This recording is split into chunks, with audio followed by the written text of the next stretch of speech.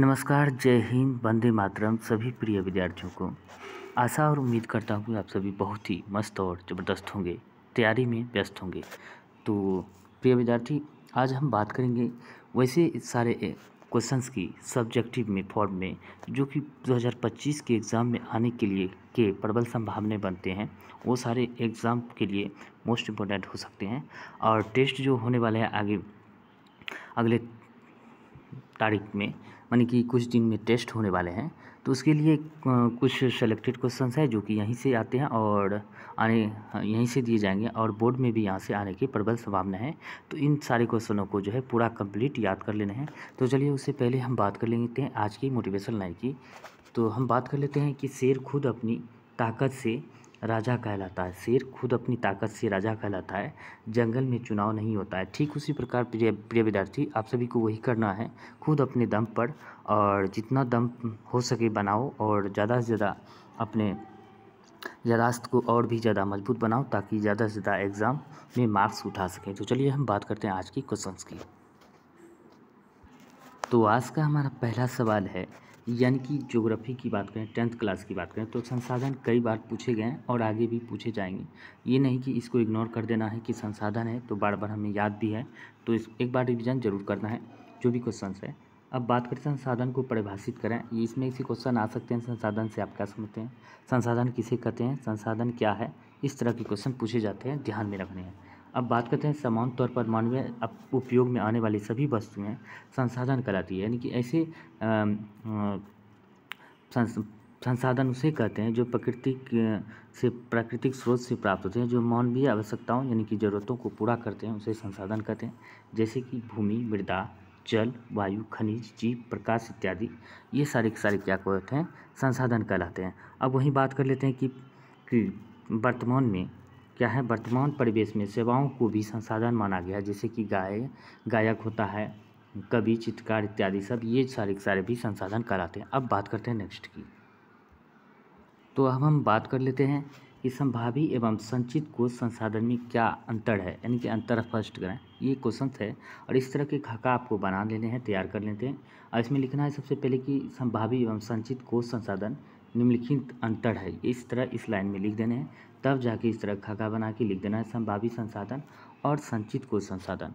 तो इस तरह लिख देने के बाद अब इसमें क्या लिखेंगे, संभावी संसाधन में ऐसे संसाधन जो किसी क्षेत्र विशेष में मौजूद होते हैं, जिसे उपयोग में लाए जाने की संभावना रहती है, जिसका उपयोग अभी तक नहीं किया गया है, उसे क्या कहते हैं, संचित संसाधन कहते हैं। जैसे हिमालय क्षेत्र का खनिज, हिमालय क्षेत्र में अभी तक जो खनिज पाए गए हैं अभी तक प्रयोग में नहीं ला जा सका है क्योंकि अधिक गहराई में होने के कारण दुर्गम है, ये याद रखना। अब बात करते हैं संचित कोश संसाधन की। अगर हम बात करें तो संचित कोश संसाधन वास्तव में ऐसे संसाधन भंडार के ही अंश है जिसे उपलब्ध तकनीकी के आधार पर प्रयोग में लाया जा सकता है, किंतु इनका उपयोग प्रारंभ नहीं हुआ है।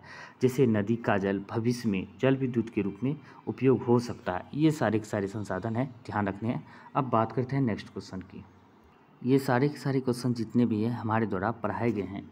यानी कि अब बात करते हैं समोच्च कृषि से आप क्या समझते हैं।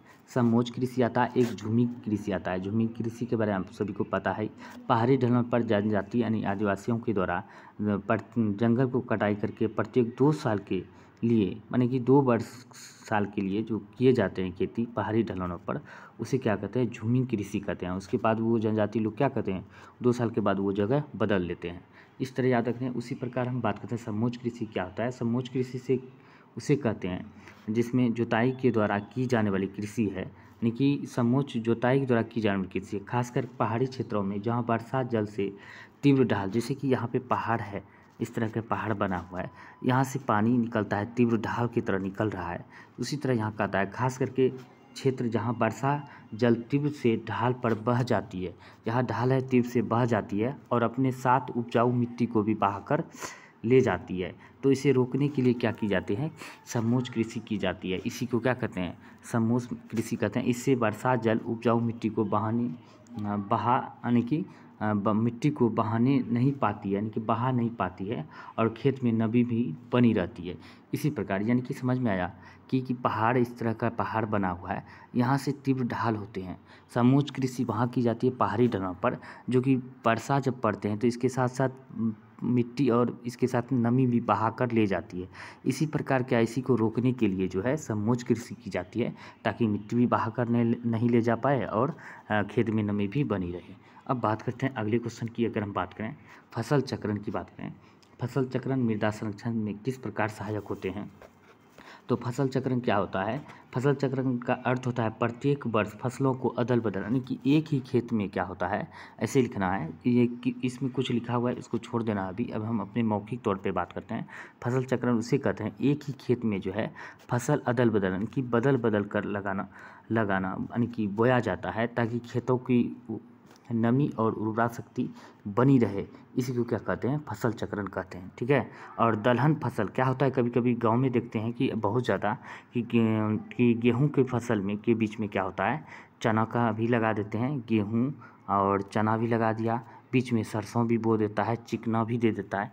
इस तरह क्या होता है कि फसल चक्रण होता है एक ही साथ। ठीक है, इस तरह याद रखने हैं। और बाकी यहाँ पे दिया हुआ है, क्या दिया हुआ है यहाँ पे देख सकते हैं, खेत में एक ही, यानी कि फसल चक्रण का अर्थ होता है प्रति वर्ष फसलों को अदल बदल कर कृषि की जाए। खेत में यदि एक वर्ष धान फसलें बोई गई तो अगले वर्ष दलहन फसल अवश्य बोई जाए। दलहन फसल जो क्या होता है अवश्य बोई जाए। और दलहन फसल क्या होता है? दलहन फसल के पौधे की जड़ों में नाइट्रोजन की स्थिरीकरण होता है, जिसमें भूमि की उपज शक्ति बनी रहती है।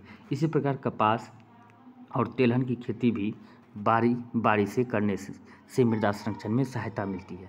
इस तरह आपको याद रखना, जैसे हमने बताया उस तरह याद रखना। ये बहुत ज़्यादा हो जाता है लंबा, तो आपको वो याद रखना है। तो चलिए हम बात करते हैं नेक्स्ट की, लुप्त होने वाले क्या बात करते हैं? तो 10 पक्षियों के नाम बताएं, यहाँ पे लिखा हुआ है, पूछे जाते हैं, आपको ध्यान रखने। लुप्त होने वाले पक्षी के नाम होते हैं इस प्रकार है, चीतल है, श्वेत सारस है, नीलगाय है, धूसर, बगुला है, भेड़िया है, बटेर है, बारहसिंगा है, मोर है, गेंडा है और चाहा है। यानी कि ये लुप्त होने के कगार पे है इन सारे पक्षियों को। अब बात कर लेते हैं, यहाँ पे दिया गया है भारत के 2 प्रमुख जैव मंडल क्षेत्र के नाम बताएं, ये आपको याद रखना है। क्षेत्रफल और प्रांत का नाम भी दिया हुआ है। भारत के 2 प्रमुख जैव मंडल क्षेत्र है सुंदरबन, जिसका 9630 वर्ग किलोमीटर है, जो कि पश्चिम बंगाल में स्थित है, और मानस है जो कि है 2000, ये पॉइंट नहीं है, कोमा है, 2837 वर्ग किलोमीटर, जो कि असम में स्थित है। आपको याद रखना है। अब यहाँ पे दिया गया है, नीचे में हमने किताब में दिया हुआ है वन जीव अभ्यारण्य, याद करके आना है। वन जीव अभ्यारण्य है और नेशनल पार्क है। नेशनल पार्क और वन जीव अभ्यारण्य जो किताब में दिए हुए हैं, उसको एक बार रिवीजन कर लेना है बारीकी से, क्योंकि यहाँ से एक क्वेश्चन पूछे जाते हैं। चलिए हम बात करते हैं नेक्स्ट की। अब बात कर लेते हैं, ये बार बार एग्जाम में पूछे जाते हैं, ये भी खनिज क्या है। खनिज क्या होता है? खनिज कहते हैं, वैसे बात करते हैं, खनिज उसे कहते हैं जो रासायनिक एवं भौतिक विशिष्टताओं के साथ निर्मित प्राकृतिक पदार्थ, जिसे हम विभिन्न उपयोगी पदार्थ रासायनिक विधियों से प्राप्त करते हैं, वही खनिज कहलाते हैं। इतना याद रखना है। खनिज वैसे पदार्थ, क्या याद करना हो, खनिज वैसे पदार्थ जिसमें रासायनिक एवं भौतिक विशिष्टताओं के साथ निर्मित प्राकृतिक पदार्थ, जिसे हम विभिन्न उपयोगी पदार्थ रासायनिक विधियों से प्राप्त करते हैं, वही खनिज कहलाते हैं। जैसे कि हम बात करते हैं, इसे दूसरे ढंग से अगर हम बात कर सकते हैं तो क्या होता है कि इसको यहाँ से हम पढ़ते हैं दूसरी परिभाषा, निश्चित रासायनिक संयोग एवं विशिष्ट आंतरिक परमाणुविक संरचना वाले ठोस प्राकृतिक पदार्थ जो हमें पृथ्वी के अंदर से प्राप्त होते हैं, ये भी आप याद करते हैं, वे सब क्या कहलाते हैं? खनिज कहलाते हैं। इतना भी आप याद कर सकते हैं जहाँ से हम टिक किए हुए हैं। और बात करते हैं, हमें इतनी जानकारी रखनी चाहिए कि स्थल मंडल चट्टानों से बना है, और जो कि चट्टानें खनिजों के संयोग से बने होते हैं। इन खनिज आर्थिक दृष्टि से महत्वपूर्ण होते हैं। बस ज़्यादा नहीं याद करना है, जितना भी हमने बात किए हैं यहीं तक आपको याद रखने हैं। खनिज कहलाते हैं, बस यही बहुत ज़्यादा हुआ। अब बात करते हैं नेक्स्ट की। यहाँ पे कहा गया धात्विक खनिज की 2 प्रमुख पहचान बताएं। धात्विक खनिज की 2 प्रमुख पहचान निम्न प्रकार है, 2 है इस प्रकार। बात करते हैं धात्विक खनिज में धातु पाई जाती है, और धात्विक खनिज में जो धातु पाई जाती है वे चमकीली तन और ठोकने पर आवाज़ देने वाली होती है। ये आपको याद रखना है, बस इतना ही। अब बात करते हैं लौह अयस्क के प्रकार के नाम लिखें। तो लौह अयस्क के प्रकार कौन कौन से? तो लौह अयस्क के निम्नलिखित प्रकार होते हैं, यहाँ पे देख सकते हैं। एक होता है हेमेटाइट, मैग्नेटाइट, लिमोमाइट। इनके उपनाम भी दिए गए हैं, क्रम से यहाँ पे दिया है। बात करते हैं लौह अयस्क की, बात करें तो लौह अयस्क इसका उपनाम होता है लाल अयस्क, काला अयस्क और पीला अयस्क। ये तीनों के उपनाम भी दिए गए हैं, ये ध्यान रखना। अब बात कर लेते हैं लौह अयस्क के प्रकार कौन कौन से? लोह की अगर हम बात करें प्रकार की, यहाँ पे दिया गया है। तो लोह के 3 प्रकार होते हैं, हेमेटाइट, मैग्नेटाइट, लिमोनाइट, और इनके उपनाम भी यहाँ पे दिया गया, लाल अयस्क का अयस्क। ये तो हो गया। चलिए हम बात करते हैं अब नेक्स्ट की। तो भारत में लौह अयस्क प्रमुख उत्पादक राज्य की बात करें तो यहाँ पे दिया गया भारत में लौह अयस्क के प्रमुख उत्पादक राज्य। भारत में लौह अयस्क के प्रमुख उत्पादक राज्य निम्न प्रकार है। उड़ीसा है, सबसे अधिक लौह अयस्क का उत्पादन करता है। कभी ऑप्शन में पूछ ले, सबसे अधिक लौह अयस्क का उत्पादन उड़ीसा करता है, भारत का सबसे बड़ा है। और लौह अयस्क उत्पादन राज्य जो है इस प्रकार है। उसके बाद उड़ीसा के बाद कहें तो कर्नाटक है, छत्तीसगढ़ है, गोवा है, झारखंड है, आदि ये सारे राज्य आते हैं, लेकिन सबसे ज़्यादा उड़ीसा करता है। अब बात कर लेते हैं झारखंड के प्रमुख लौह उत्पादक जिले के नाम। ये भी बहुत महत्वपूर्ण है, याद रखना है। झारखंड के प्रमुख लौह उत्पादक जिले के निम्नलिखित नाम है। सिंहभूम है, पलामू है, धनबाद है, हजारीबाग है, और संथाल परगना तथा रांची है। ये ध्यान रखना है। अब बात करते हैं नेक्स्ट की धात्विक एवं अधात्विक खनिजों में क्या अंतर है। तुलना कीजिए, धात्विक एवं अधात्विक खनिजों में किन अंतर है। अब है धात्विक खनिज और अधात्विक खनिज में अंतर बताने हैं। तो यहाँ पर कहते हैं धात्विक खनिज को तपाने पर वह गल जाते हैं। तो क्या लिखना है, धात्विक खनिज में लिखना है धात्विक खनिज को तपाने पर गल जाते हैं, और यह अधात्विक खनिज को तपाने पर कोई प्रभाव नहीं पड़ता, यानी कि नहीं गलते हैं। अब बात करते हैं वहीं दूसरा कि धात्विक खनिज क्या होते हैं, कठोर होते हैं, और धात्विक खनिज ना तो कठोर होता है ना अधिक कठोरता होते हैं, ये ध्यान रखने हैं। अब बात कर लेते हैं इसको ठोकने पर, धातु में लिखना है तीसरा पॉइंट, इसको ठोकने पर आवाज़ होती है, इसको ठोकने पर आवाज़ नहीं निकलती है। अब चौथा पॉइंट की बात करें तो धात्विक खनिज प्रायः अग्नि चट्टानों में ही पाए जाते हैं, और धात्विक खनिज परदार चट्टानों में पाए जाते हैं। 4 हो गया। धात्विक खनिजों को पीट कर पत्थर या खींच कर तार बनाए जा सकते हैं, लेकिन इसको पीट कर और खींच कर तार नहीं बनाया जा सकता, यानी कि पीटने पर यह चूर चूर हो जाते हैं, ये ध्यान रखना है। इतना ही याद रखना, 5 पॉइंट, इससे ज़्यादा याद नहीं करने हैं। अब बात करते हैं नेक्स्ट की। अगर हम बात करें पारंपरिक एवं गैर पारंपरिक ऊर्जा स्रोत के 3 उदाहरण लिखने के लिए कह रहा है। तो यहाँ पे देखना है पारंपरिक ऊर्जा के 3 स्रोत हैं, कोयला, पेट्रोलियम, प्राकृतिक गैस, ये याद रखने हैं। और गैर पारंपरिक ऊर्जा के 3 स्रोत है, लेकिन उससे ज़्यादा हम लिख दिए हैं बायोगैस, सौर ऊर्जा, पवन ऊर्जा, जल ऊर्जा, भूतापीय ऊर्जा और तरंग ऊर्जा। अब यहाँ पे बात करते हैं गोंडवाना समूह के कोयला क्षेत्र के नाम लिखे हैं। गोंडवाना समूह के कोयला क्षेत्र की नाम की बात करें तो यहाँ पे है गोंडवाना समूह कोयला क्षेत्र के नाम इस प्रकार है, दामोदर घाटी, सोन घाटी, महानदी घाटी और वर्धा गोदावरी घाटी। वहीं बात करते हैं झारखंड राज्य के प्रमुख कोयला उत्पादन क्षेत्रों के नाम बताएं। तो झारखंड के प्रमुख राज्य कोयला क्षेत्र उत्पादन के क्षेत्र के नाम की बात करें तो झारखंड राज्य के प्रमुख कोयला उत्पादन क्षेत्र के नाम है झरिया, बोकारो, गिरिडीह, कर्णपुरा और रामगढ़। ये नाम याद रखने हैं। अब बात करते हैं कोयला के विभिन्न प्रकार के नाम लिखिए, तो काफ़ी इंपॉर्टेंट हो जाते हैं कोयला के विभिन्न प्रकार के नाम। तो कोयला के विभिन्न प्रकार के नाम इस प्रकार है, कोयले की देख सकते हैं, लिख देना है, निम्नलिखित प्रकार है। एंथ्रासाइट की बात करें सबसे उच्चतम कोटि का कोयला है और बढ़िया कोयला जिसे कहा जाता है, जिसमें कार्बन की मात्रा की बात करें 90% से अधिक होती है। वही बिटुमिनस कोयला की बात करें तो ये 70 से 85% कार्बन की मात्रा पाई जाती है और ये मुलायम कोयला होता है, ये ध्यान रखने हैं। इसको जलाने पर अधिक धुआं भी निकलता है, ध्यान रखने हैं, जलवाष्प। और लिग्नाइट कोयला की बात करें तो 55 से 70% ये जो है लिग्नाइट कोयला में कार्बन की मात्रा पाई जाती है। और पीट कोयला सबसे निम्नतम कोटि का, यानी सबसे लो कोटि का कोयला होता है, इसमें 45 से 55% के बीच जो है कार्बन की मात्रा पाई जाती है, ये ध्यान रखने हैं। अब बात करते हैं पेट्रोलियम से किन किन वस्तुओं का निर्माण होता है। पेट्रोलियम की बात करें तो किन किन वस्तुओं का निर्माण होता है, ये देख सकते हैं। यहाँ पे बात करते हैं पेट्रोलियम से की बात करते हैं गैसोलीन, डीजल, किरासन तेल, स्नेहक, कीटनाशक दवाइयाँ, पेट्रोल, साबुन, कृत्रिम रेशा और प्लास्टिक तथा मोमबत्ती आदि प्राप्त किया जाता है, बनाई जाती है। अब बात कर लेते हैं यहाँ पे सागर सम्राट के बारे में। अब यहाँ पे बात कर लेते हैं सागर सम्राट क्या है, यानी कि सागर सम्राट किसे कहते हैं। तो इसमें हम बात करते हैं सागर सम्राट जो है महाराष्ट्र राज्य के मुंबई तट से 176 किलोमीटर दूर समुद्र की छाती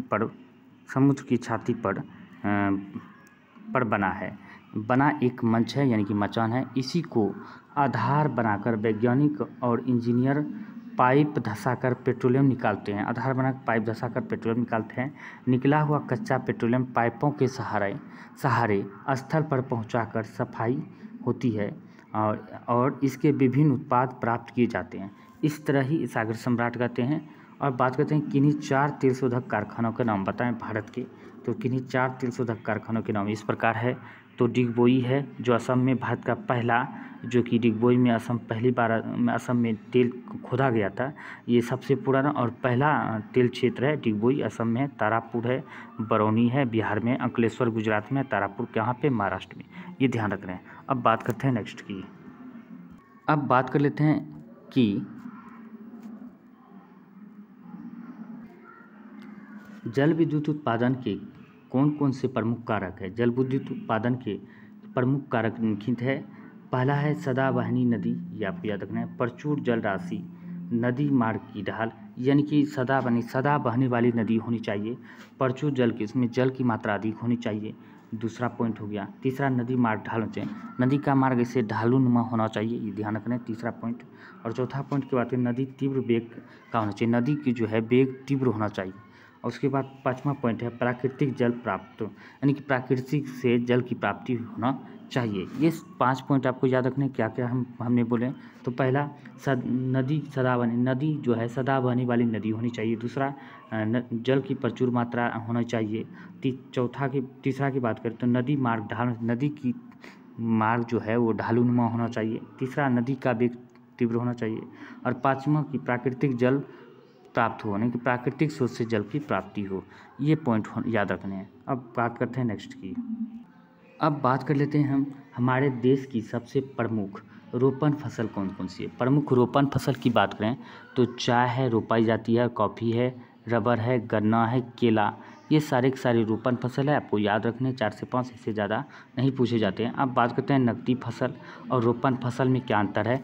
दूसरा क्वेश्चन है व्यापारिक एवं निर्वाह कृषि में क्या अंतर है। तो चलिए हम बात कर लेते हैं।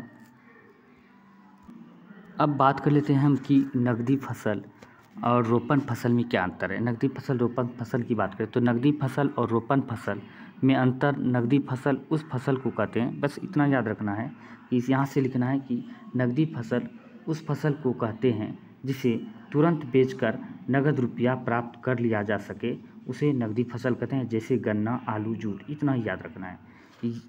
यानी कि ऐसे भी याद कर सकते हैं, नकदी फसल उसे कहते हैं, उस फसल को कहते हैं जिसे तुरंत बेचकर नगद धन की प्राप्ति हो, उसे नकदी फसल कहते हैं। दूसरा क्या है, रोपण फसल। रोपण फसल के कहेंगे उन फसलों को कहते हैं जिन्हें रोपा जाता है, जैसे चाय, कॉफ़ी, केला आदि, ये सारे के सारे आपको याद रखना है। अब बात करते हैं नेक्स्ट क्वेश्चन की, हम बात करते हैं आंसर की। तो इसका भी हमने आंसर जिक्र किया था, तो इसका आंसर क्या होगा, व्यापारिक कृषि और निर्वाह कृषि। व्यापारिक कृषि, निर्वाह कृषि के अंतर की बात करें, व्यापारिक कृषि उस कृषि को कहते हैं जिनकी उपज व्यापार के लिए होता है, यानी कि व्यापार होता है, जिनकी उपज का व्यापार होता हो, जैसे चाय हो, कॉफ़ी हो, रबर हो, गन्ना हो, यानी कि उस फसल को उपजा के हम व्यापार करते हैं, उसे व्यापारिक कृषि कहते हैं। दूसरा कहते हैं निर्वाह कृषि।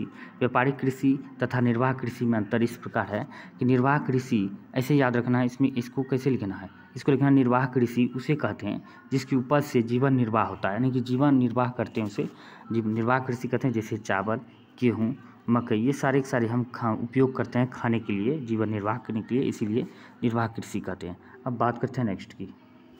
अब बात कर लेते हैं कि भारतीय कृषि की निम्न उत्पादकता के कारण को संक्षेप लिखें, यानी कि भारत में कृषि का निम्न उत्पादन के क्या कारण होते हैं, ये आपको क्वेश्चन याद रखने हैं। भारतीय कृषि के निम्न उत्पादकता के अनेक कारण हैं, जिनमें निम्नलिखित अत्यंत प्रमुख है। क्या क्या है देख सकते हैं, जनसंख्या का कृषि पर बढ़ता दबाव, ये कारण। दूसरा, घटता कृषि भूमि क्षेत्र, और घर जो अधिक से अधिक निर्माण हो रहे हैं उससे क्या होता है, कृषि का क्षेत्र घट रहे हैं, खेतों का आकार छोटा, यानी सिंचाई की कम और अनिश्चित सुविधाएं, ये ध्यान रखना है। मानसून की अनिश्चितता। अब बात करते हैं नेक्स्ट की, पूंजी की कमी, पूंजी का भी यहाँ पे कमी है, पूंजी की भी कमी। आधुनिक कृषि यंत्रों की सीमित उपयोग, आधुनिक कृषि यंत्र जो है सीमित उपयोग है उसका, और कृषि उत्पादों का उचित मूल्य का नहीं मिलना, जो भी कृषि उत्पाद है उसमें क्या होता है, हम बेचने पर उसका उचित मूल्य नहीं मिल पाता है, और सालों भर काम का अभाव रहता है। सालों भर क्या होता है, काम का अभाव रहता है। कृषि में वाणिज्यीकरण का अभाव, वाणिज्यीकरण का भी अभाव है। अब बात करते हैं नेक्स्ट की। तो दोस्तों आज के लिए इतना ही था, जितना हमने पढ़ाए हैं उसका सटीक रिवीजन है। अब हम आएंगे अगले टॉपिक के साथ जो एग्ज़ाम के लिए महत्वपूर्ण हो और आने वाले टेस्ट होने वाले अगले टेस्ट के लिए बहुत ही इम्पोर्टेंट हो। तो चलिए मिलते हैं अगले वीडियो में, तब तक के लिए जय हिंद, जय भारत।